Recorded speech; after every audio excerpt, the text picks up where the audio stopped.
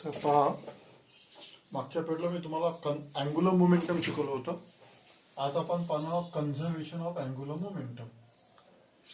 पहा, अँग्युलर मोमेंटमचा फॉर्म्युला तुम्हाला माहिती आहे, वही हा L vector is equal to r cross p. त्याला म्हणतो आपण अँग्युलर मोमेंटम. पी म्हणजे लिनियर मोमेंटम, आर म्हणजे मोमेंट आर्म. हे झालेलं आहे तुमचं मागच्या पिरियडला. ठीक आहे. Differentiate with respect to t. याला टी ने डिफरन्शिएट करायचं, डेरिव्हेटिव्ह घ्यायचं. dl upon dt is equal to d by dt r cross p. ठीक आहे. दोन्ही बाजूने आपण d अपॉन dt ने त्याला मल्टिप्लेट केलेलं आहे. तर dl upon dt is equal to, इथं प्रोडक्ट रूल वापरायचा. पहिले प्रोडक्ट रूल म्हणजे एक क्वांटिटी कॉन्स्टंट ठेवली r, dp upon dt plus p quantity constant ठेवली इंटू dr अपॉन dt. तुमचं हे मॅथमॅटिक्स मध्ये डेरिव्हेटिव्ह मध्ये झालेलं आहे. ठीक आहे. आज आपण चालू करूया conservation of angular momentum. Angular momentum का कॉन्सेप्ट लास्ट पीरियड में हुआ तुम्हारा. ये भी फार्मूला पढ़ाया था. यानी angular momentum r cross p differential 50 दोनों d upon d t d by d t. यहाँ पे प्रोडक्ट यूज किया है. तो यहां तक हो गए. नाउ अब देखो, ये जो समझो इक्वेशन 1 है और डीपी अपॉन डी टी, यानी डीपी अपॉन डी टी क्या है? Rate of change of momentum according to Newton second law of the motion. Rate of change of momentum is nothing but the impress force. ये force है, ये समझ में है ना.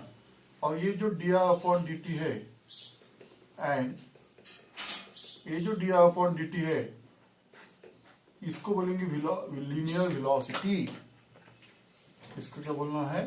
Linear velocity. कैसा है कि जैसे जैसे जैसे सर्कुलर मोशन में पढ़ाया था ये रेडियस वेक्टर, ये डायरेक्शन ऑफ लीनियर वेलोसिटी. ये रेडियस वेक्टर जैसे जैसे ये रोटेट होते जाएगा वैसे वैसे इसके डायरेक्शन चेंज होते जाएंगी. तो d r upon d t की वैल्यू रखना है तुमको भी. तो ये वैल्यू रखना है तुमको इक्वेशन 1. देयरफॉर इक्वेशन 1 बिकम्स क्या आएगा? dl upon dt is equal to r cos f plus p cos v. Equation 2 ये होगा इक्वेशन 2. तो we have to substitute value of dp upon dt mean rate of change of momentum is equal to force and rate of change of radius vector is equal to velocity. Now देखो, p यानी क्या है? Mass into velocity. तो अपन देखो, mass ये quantity scalar quantity है, velocity vector quantity है.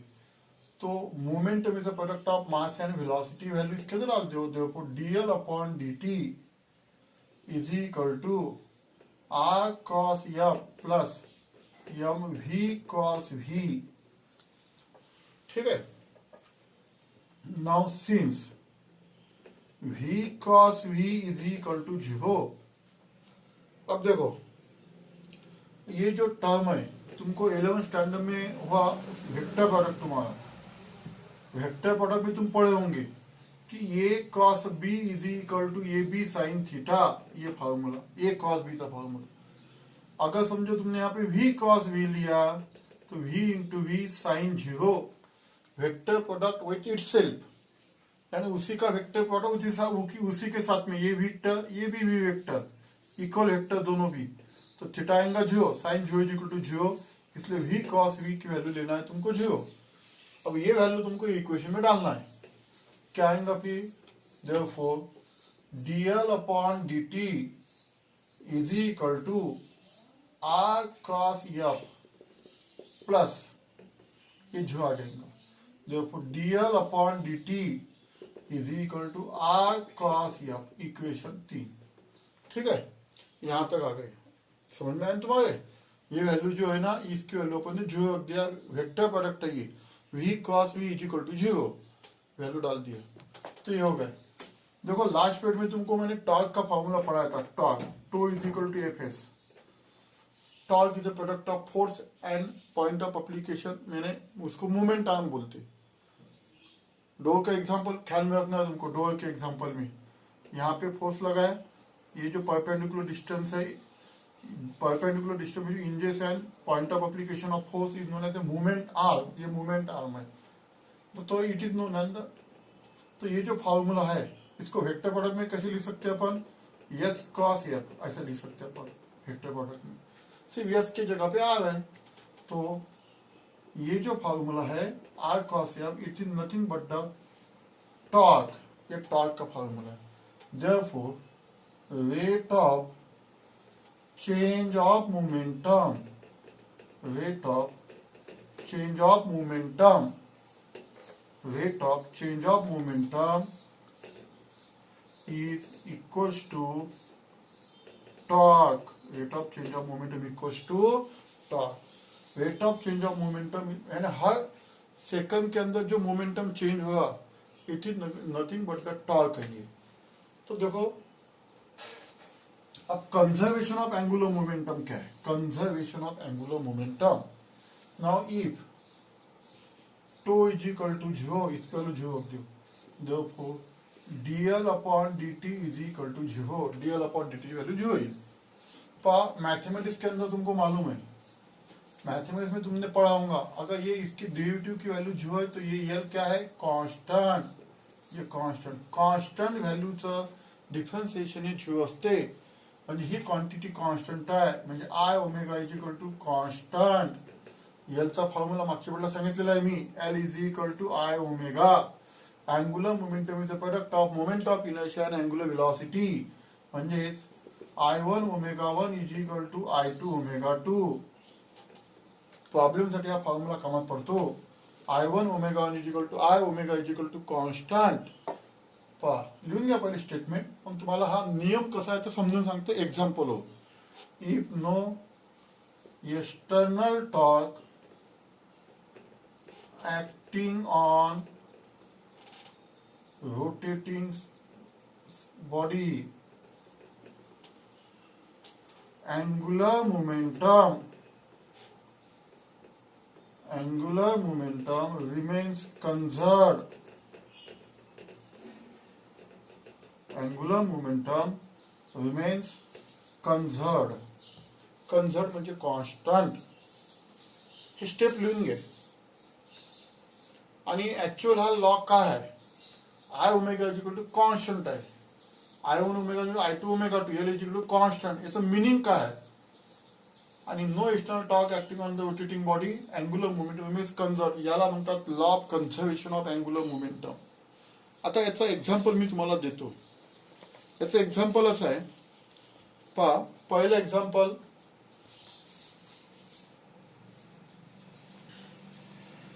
झालं का लिहिणं, पहा आता पहिलं एक्झाम्पल तुमच्या पुस्तकात दिलेलं बॅलेट डान्सर, बॅलेट डान्सर, किंवा त्याच्या आधी मी थोडंसं वेगळं एक्झाम्पल देतो, एक्झाम्पल, आणि पेज नंबर 18, पेज नंबर 18 याच्यावर दोन एक्झाम्पल दिलेले आहेत, बॅलेट डान्सर आणि डायव्हिंग इन ए स्विमिंग पूल, हे दोन्ही टिकमार्क करून टाका पुस्तकावरचे आणि लिहून काढायचे। पहा आता मी तुम्हाला एक्झाम्पल देऊन तुम्हाला शिकवतो, हा नियम शिकवतो, I1 omega 1 is equal to I2 omega 2, ठीक आहे, किंवा I omega is equal to constant, याला कन्झर्वेशन ऑफ अँगुलर मोमेंटम म्हणतात। पहा आता समजा एक हा टर्निंग टेबल आहे, हिच्या एक स्टुडंट उभा आहे, स्टुडंटच्या हातामध्ये एक वेट ठेवलेला आहे, दोन्ही हातामध्ये असे वेट ठेवलेले आहे, समजलं ना, holding weight in its hands. स्टुडंटची ही जी बॉडी आहे याला आपण ऍक्सिस ऑफ रोटेशन म्हणू, याला काय म्हणू आपण, ऍक्सिस ऑफ रोटेशन, हे ऍक्सिस ऑफ रोटेशन आहे, स्टुडंटची बॉडी म्हणजे ऍक्सिस ऑफ रोटेशन। स्टुडंटचे जे हात आहेत ते आउटस्ट्रेच आहे, आउटस्ट्रेच, आउटस्ट्रेच म्हणजे लांब आहेत ते हात असे, समजा लांब केलेले आहे आणि त्याच्या हातामध्ये असे वेट ठेवलेले आहे। समजा यामध्ये फिरण्याचं स्पीड ओमेगा 1 आहे, ओमेगा 1 चा ओमेगाचा फॉर्म्युला काय असतो, 2 पाय n, n म्हणजे फ्रिक्वेन्सी।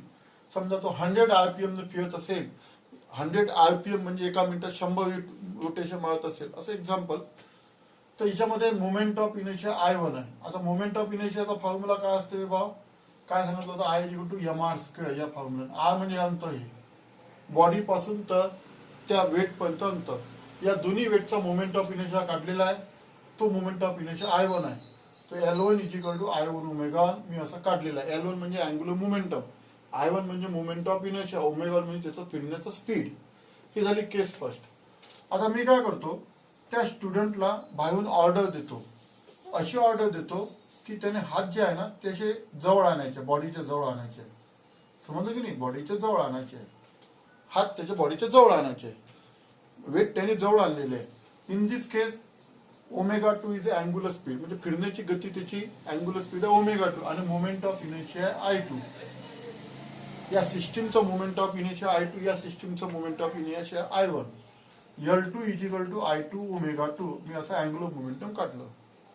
आता माझा प्रश्न असा आहे, I1 I2 ओमेगा 1 ओमेगा 2 या दोन मध्ये आता I1 ही पहिली केस आहे, ही दुसरी केस आहे.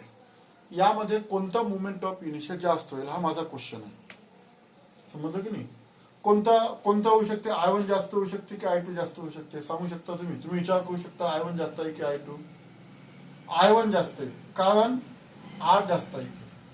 कारण मोमेंट ऑफ इनर्शियाचा फॉर्म्युला क्या है, what is the formula moment of inertia, M R square mass into distance square, mass into distance square. This is the formula of moment of inertia. तो ये आर ज्यादा है यहाँ पे आर कम है, तो naturally I1 is greater than I2. हाँ, तो अभी देखो ये जो लॉ है I omega is equal to constant, अगर इसमें से मोमेंट ऑफ इनर्शिया अगर कम होगा, ये केस में कम है ना, तो अँग्युलर स्पीड बढ़ जाता. म्हणजे दोघांपैकी एक क्वांटिटी जर कमी झाली तर दुसरी क्वांटिटी वाढते. जर मोमेंट ऑफ इनर्शिया कमी केला अँग्युलर स्पीड वाढतो. या केसमध्ये काय केलं, हात जवळ आणल्यामुळे मोमेंट ऑफ इनर्शिया कमी झालेला आहे, म्हणजे अँग्युलर स्पीड वाढलेला आहे, म्हणजे I2 ग्रेटर दॅन I1. म्हणजे हा स्टुडंट जास्त वेगाने फिरेल याच्यापेक्षा. समजा हा 100 RPM असेल तर मग हा 150 RPM, एक एक्झाम्पल देतो, 200 RPM 300, म्हणजे याच्यापेक्षा जास्त वेगाने हा फिरेल, रोटेशनल मोशन जास्त परफॉर्म करेल, because moment of inertia decreases. म्हणजे याला जर आता समजा याला स्पीड कमी करायचं आहे, काय करावं, पुन्हा याचा हात आउटस्ट्रेच करावा लागेल, म्हणजे हात असे बाहेर करावा लागेल. म्हणजे moment of inertia increases, angular speed decreases. म्हणजे याच्या आपल्याला अँग्युलर स्पीड वाढवायचा किंवा कमी करायचा. आपण बाहेरून टॉर्क आपण ऍड केला की तिच्यावर नाही, टॉर्क आपण ऍड केलेला नाही, म्हणजेच angular momentum remains constant, remains conserved. तर I omega is equal to constant, I1 omega is equal to I, म्हणजे हा जो प्रोडक्ट आहे आणि हा जो प्रोडक्ट आहे हा सारखाच आहे. I1 omega 1 is equal to I2 omega 2. म्हणजे इथे पहा I1, इथे I1 जास्त ओमेगा 1 कमी, I2 कमी ओमेगा 2 जास्त. दोन पैकी एक क्वांटिटी जास्त एक क्वांटिटी कमी असते, पण या दोघांचा प्रोडक्ट हा नेहमी सारखा असतो. Therefore, angular momentum is always constant. Angular momentum remains conserved. This is known as a conservation of angular momentum. दुसरं एक्झाम्पल सांगतो, तुमच्या पुस्तकातलं तर स्विमिंग टँकचं उदाहरण दिलेलं आहे. समजा दुसऱ्या नंबरचं उदाहरण स्विमर. हे असं असते आणि हे एक लाकडाची अशी पाटली असते आणि खाली अशी, म्हणजे स्विमिंग पूल आहे समजा खाली, हिच्यावर पर्सन उभा आहे असा. तो काय करतो, पहिले हँड त्याचे आउटस्ट्रेच करतो असे, म्हणजे मोमेंट ऑफ इनर्शिया कमी करतो, मोमेंट ऑफ इनर्शिया वाढवतो. मग तो इथून जम्प घेतो. जम्प घेताना काय करतो, तो बॉडीला असा सर्कल मध्ये करतो, म्हणजे डोका जो आहे ना तो पोटापाशी आणतो, असं बॉडीला सर्कल मध्ये आणतो. असं याचं कारण काय असेल की सर्कल मध्ये का आणतो तो असा, अशी बॉडी अशी गोल करून टाकतो, कारण याच्यामध्ये मोमेंट ऑफ इनर्शिया कमी झाला, अँग्युलर स्पीड वाढला, तो असं गोल गोल गोल गोल फिरत जातो आणि नंतर याच्यामध्ये डायव्ह मारतो सीधा असा पुन्हा. म्हणजे इथं मोमेंट ऑफ इनर्शिया इन्क्रीजेस, इथं मोमेंट ऑफ इनर्शिया डिक्रीजेस, पुन्हा मोमेंट ऑफ इनर्शिया इन्क्रीजेस.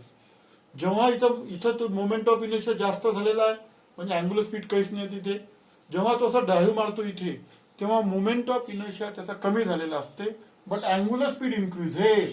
तो असा वाइंडिंग मध्ये फिरतो, असा रोटेट होतो. समजलं ना. म्हणजे डायव्हिंग इन ए स्विमिंग पूल हे तुमच्या पुस्तकात उदाहरण दिलेलं आहे.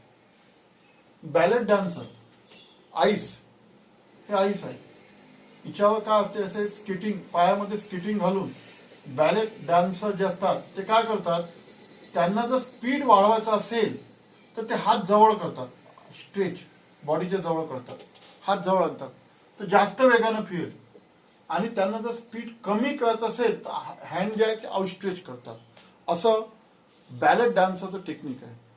तुमच्या पुस्तकात दिलेलं आहे ते वाचून घ्या. 1 नंबर बॅलेट डान्सर म्हणजे जे डान्सर असतात, जी व्यक्ती असते डान्स करण्यावाली, त्याच्या पायामध्ये स्केटिंग घालतात ते आणि आईसवर डान्स करतात, त्याला बॅलेट डान्सर म्हणतात. तर असे ते फिरतात रोटेशनल मोशन मध्ये असे.